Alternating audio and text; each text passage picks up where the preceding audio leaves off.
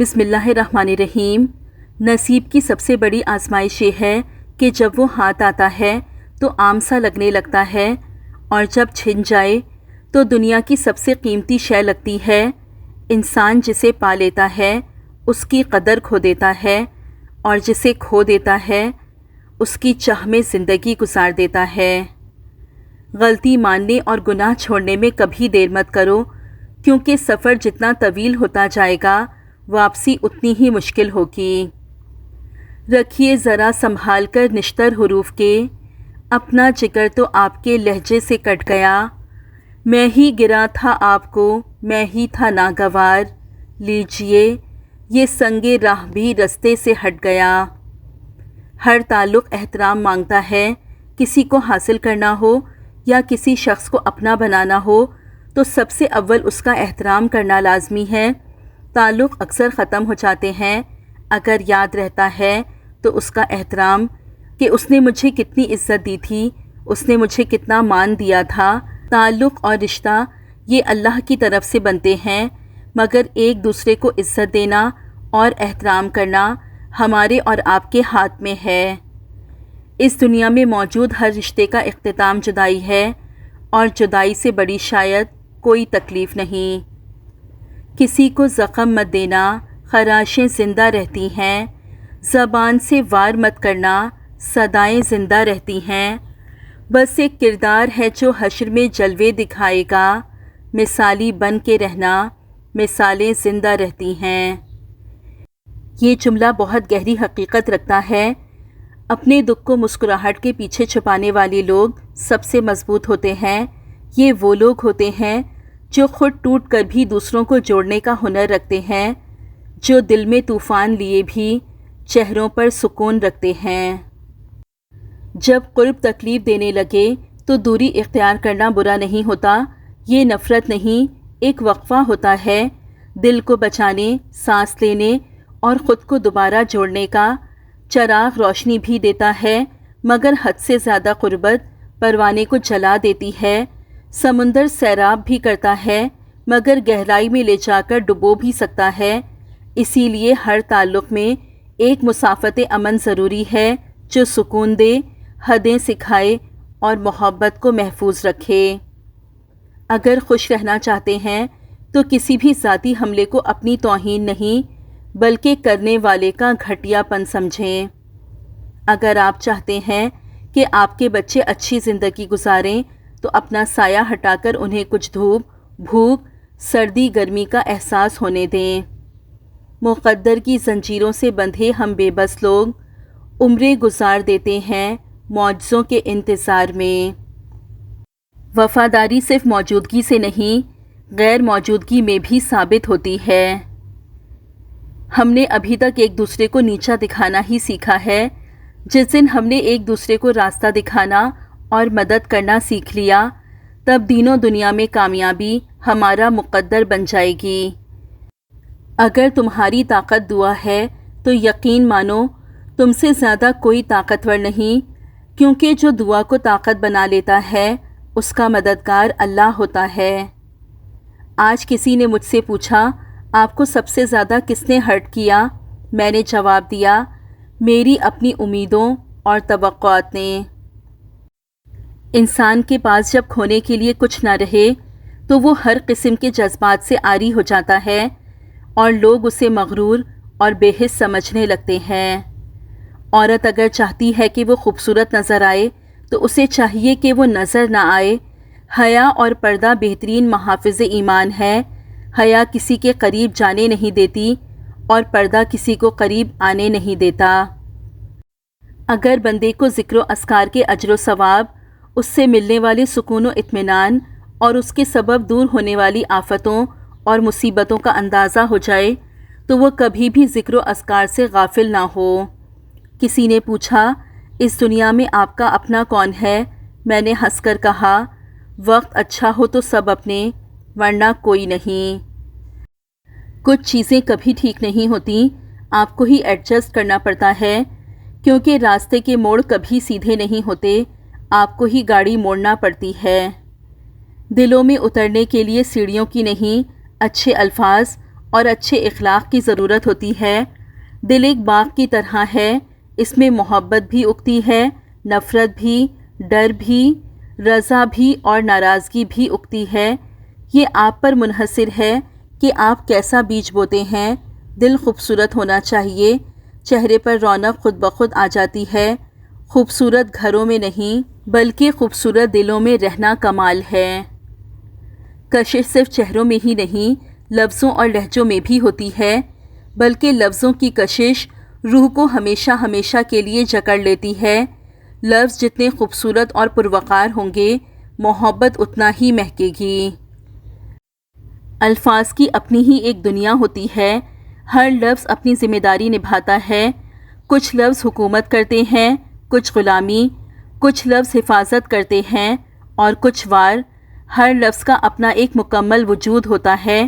جب سے میں نے لفظوں کو پڑھنے کے ساتھ ساتھ سمجھنا شروع کیا تو سمجھ آیا، لفظ صرف معنی نہیں رکھتے، یہ تو دانت رکھتے ہیں جو کاٹ لیتے ہیں، یہ ہاتھ رکھتے ہیں جو گریبان کو پھاڑ دیتے ہیں، یہ پاؤں رکھتے ہیں جو ٹھوکر لگا دیتے ہیں۔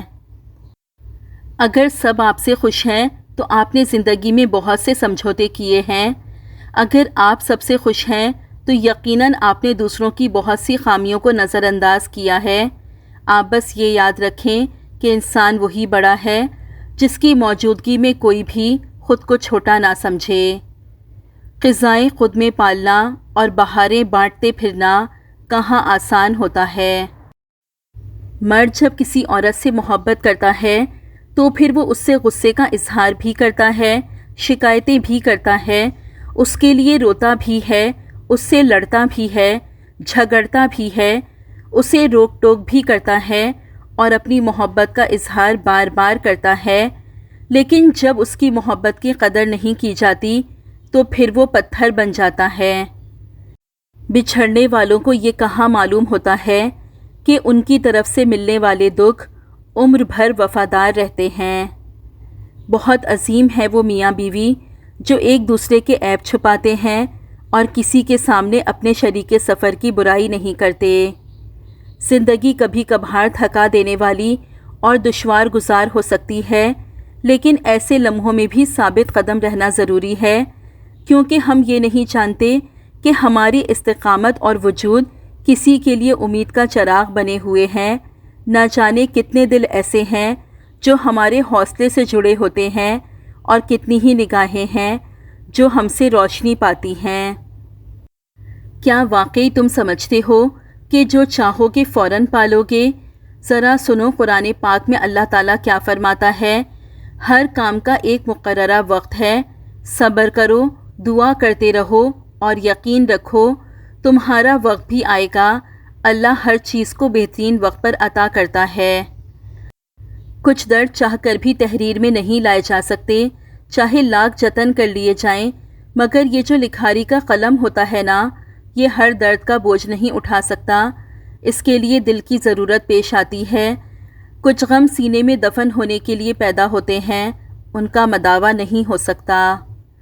عورت کی چند حرکات یا انداز ایسے ہوتے ہیں جو مرد کے دل کو بے حد متاثر کرتے ہیں اور وہ فطری طور پر اس کی طرف مائل ہو جاتا ہے۔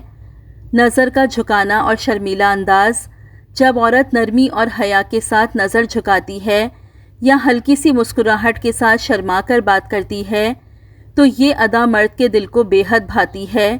مرد فطری طور پر ایسی نزاکت اور حیا کی طرف کھنچتا ہے۔ محبت بھرے انداز میں خیال رکھنا، جب عورت محبت اور خلوص سے مرد کا خیال رکھتی ہے تو یہ بات مرد کے دل میں عورت کی قدر و محبت کو بڑھا دیتی ہے اور ایک مضبوط تعلق کی بنیاد بن سکتی ہے۔ پیار بھری مسکراہٹ، ایک خالص، سادہ اور دل سے نکلی ہوئی مسکراہٹ مرد کے دل پر جادو کی طرح اثر کرتی ہے۔ یہ محبت، اپنائیت اور سکون کا پیغام دیتی ہے۔ تعریف اور حوصلہ افزائی، جب عورت کسی مرد کی محنت، صلاحیت یا شخصیت کی تعریف کرتی ہے تو وہ خود کو قیمتی محسوس کرتا ہے۔ عورت کی زبان سے نکلے ہوئے چند حوصلہ افزا الفاظ اسے تڑپ کر اس کی طرف آنے پر مجبور کر سکتے ہیں۔ نرمی سے بات کرنا، نرم لہجہ، سلیقے سے گفتگو اور سننے کا انداز مرد کے دل کو چھو جاتا ہے۔ مرد ایسے سلوک سے بہت جلد متاثر ہوتا ہے۔ خودداری اور وقار۔ ایک باوقار اور بااعتماد عورت جو اپنی عزت نفس کا خیال رکھتی ہو، مرد کو اپنی طرف متوجہ کرتی ہے۔ دعا اور خیال رکھنا۔ جب مرد کو معلوم ہو کہ یہ عورت اس کے لیے دعا گو ہے یا اس کی چھوٹی چھوٹی باتوں کا خیال رکھتی ہے تو یہ جذبہ اس کے دل میں گہرا اثر چھوڑتا ہے۔ اس دور میں کبھی بھی کسی کو یہ احساس نہ ہونے دو کہ تمہیں اس کی ضرورت ہے۔ قربانیاں وہاں دیجیے جہاں ان کی ضرورت ہو۔ دن کے وقت دیا جلانے سے دیا ہی ختم ہوگا، اندھیرا نہیں۔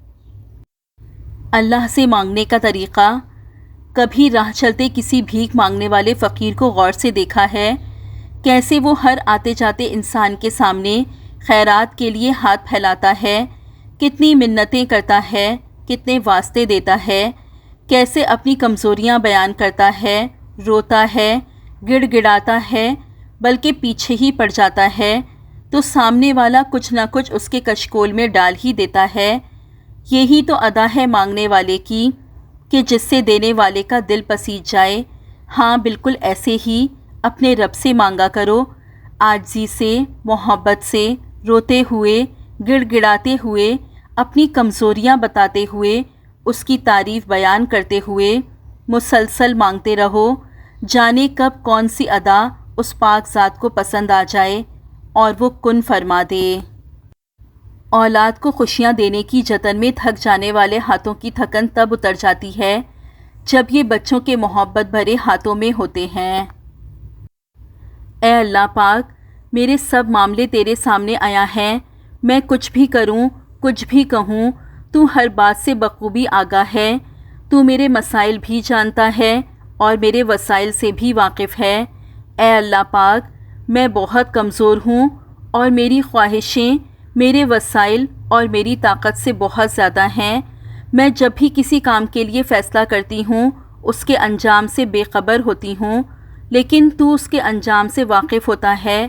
اے اللہ پاک، ہر معاملے میں میری مدد فرما اور میرے ہر اس فیصلے کو میرے لیے آسان کر دے جس کا انجام میرے لیے بہتر ہے، اور ہر اس کام کو مجھ سے دور رکھ جس کا انجام بہتر نہیں اور جو میری مشکلات میں اضافہ کرے۔